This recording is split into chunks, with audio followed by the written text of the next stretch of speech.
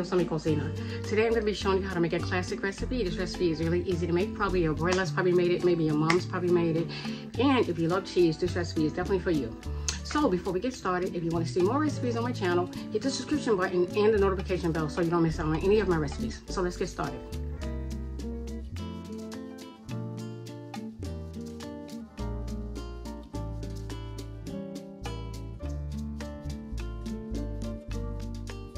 So I'm going to continue grating the rest of my cheese, and if you can't find block cheese, you can look for shredded cheese, and shredded cheese will definitely save you a step. So I'm just going to finish up here, and you want to have about a cup of cheese or a little under a cup.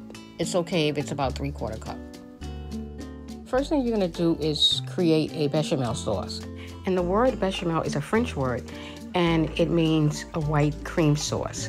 And just in case some of you don't know, Cuban cooking is influenced by France, Africa, Spain, and even China.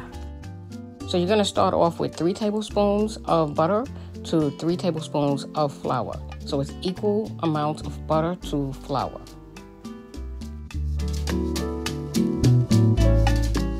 Well, while I'm waiting, can you tell me in the comments below if your family has made this recipe before?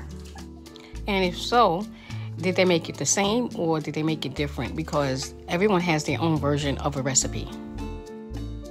I love to cook. Cooking is very therapeutic, and I learned many of my recipes from my mother, who taught me my grandmother's recipes. And I also learned how to cook from my husband, who's a chef, and also from my father, who's a great cook as well.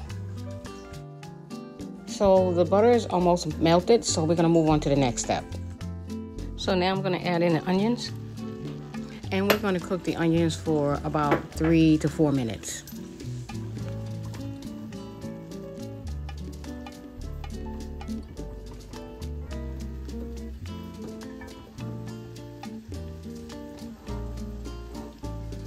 Once your onions starts to look translucent, then you're gonna add in your flour. So you're gonna add in 3 tablespoons of flour to 3 tablespoons of butter. Whenever you're making a bechamel, you want to always have a 1-to-1 ratio. So whatever you add in for the butter, you want to have the same amount for the flour. Now you're gonna mix the butter and the flour together, and you're gonna stir it until you get a crumbly consistency.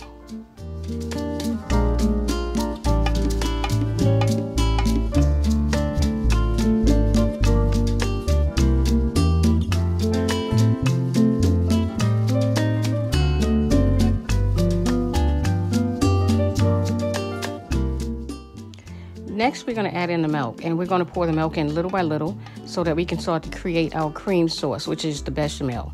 And you want to make sure you constantly stir and stir the milk, because you don't want the flour to be lumpy throughout the milk.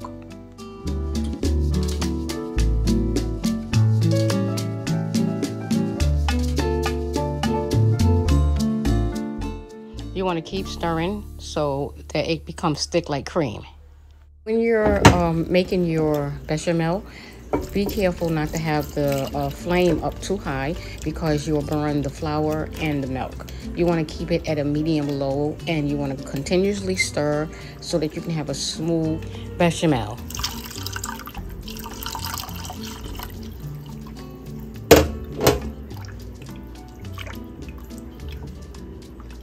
As you can see, the soup is starting to thicken up nicely. And how you can tell is when you're stirring it, it starts to have a little resistance, and also it starts to stick to the sides of your pot. Also, another way to tell is by using a spoon.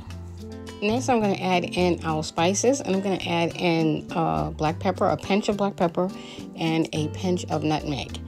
And nutmeg just gives a deeper, richer flavor to the soup. It also balances out the flavors in the soup. And you have to be careful with nutmeg, because the reason why I said a pinch, because that's all it needs. If you add too much nutmeg, you ruin the whole soup. Nutmeg is very powerful.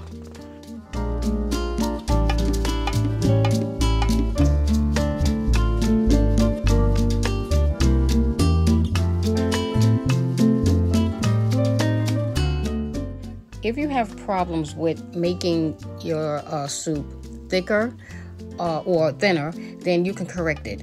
If it's too thick, just add a little more water. And if it's too thin, you can correct it by adding another tablespoon of flour. You want to add the flour to a separate bowl, and you're going to add 1 tablespoon of flour to about a teaspoon of cold water. You're going to mix it up until you get what is called a slurry, and then you're going to pour it into your soup. So as you can see, the texture is really creamy and thick. So at this point, if you want to add the cheese directly to the pot now, you can. Or you can wait after you pour the soup in a bowl, and then you can add in the cheese. So at this point, I'm going to do a taste test to see if I need to add any more salt to it.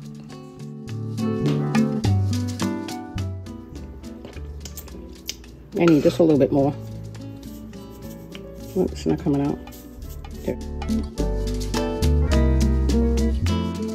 Some people add chicken broth to theirs, and if you want to add chicken broth, you can. I'm going to add chicken broth to mine. But if you don't have chicken broth, it's no biggie. You can leave it out. So I'm using a 1/4 cup of chicken broth, and I added chicken broth powder to make this. But if you have clear chicken broth, you can use it.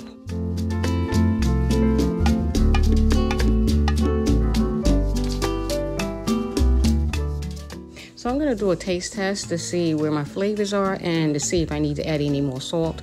But you want to make sure that you're constantly stirring this so it doesn't stick at the bottom. I'm just going to taste a little bit of it. Oh yeah, this is out of this world. Okay, so don't forget the chicken broth. Now we're going to add the cheese to it. I'm going to transfer this and serve this up. But this is already delicious by itself.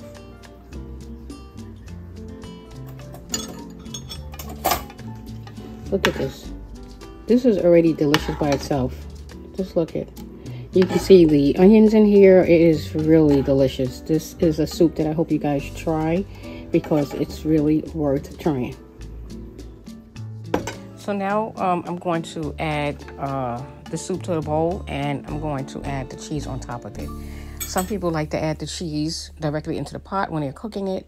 I like to add the cheese toward the end. And you can kick this soup up a notch by adding different vegetables like broccoli or even seafood like shrimps to it. So now I'm going to add the cheese to it.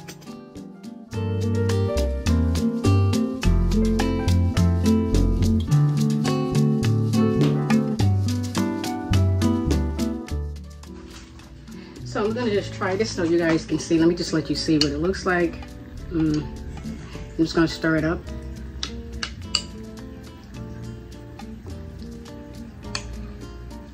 Look at this deliciousness.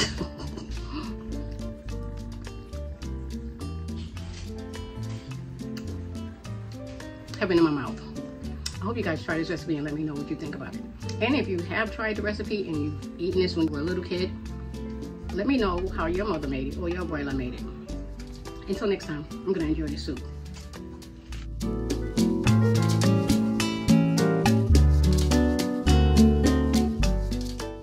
If you want to see more recipes, hit the subscribe button and the notification bell. And don't forget to follow me on Facebook at my Facebook group, Cooking the Cuban Way. Thanks for watching. Bye-bye.